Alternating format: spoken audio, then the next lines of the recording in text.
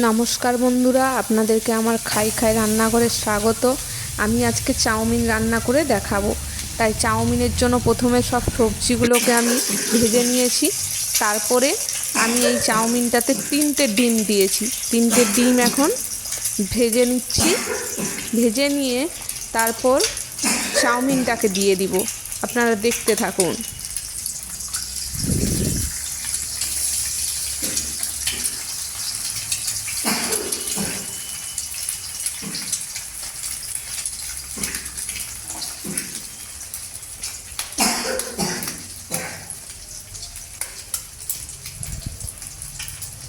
ডিমটা আমার ফাটানো হয়ে গেছে।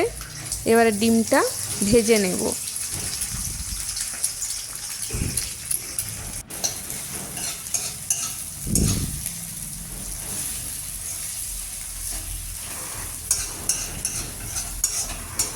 ডিমটাও ভাজা হয়ে গেছে। ভাজা হয়ে যাওয়ার পর ডিমটা অন্য পাত্রে তুলে রেখে তারপর সব সবজিগুলো আর চাউমিনগুলো সব দিয়ে দেব।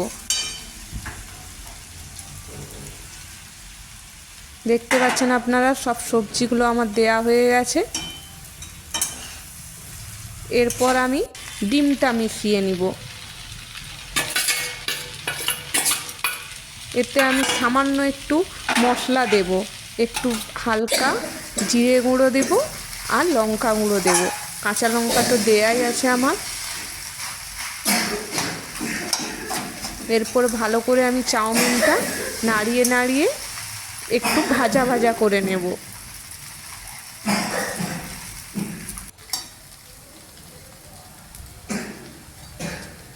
তো দেখতেই পেলেন, এইভাবে আমার চাউমিন রেডি হয়ে গেছে। আপনারা খেয়ে জানাবেন।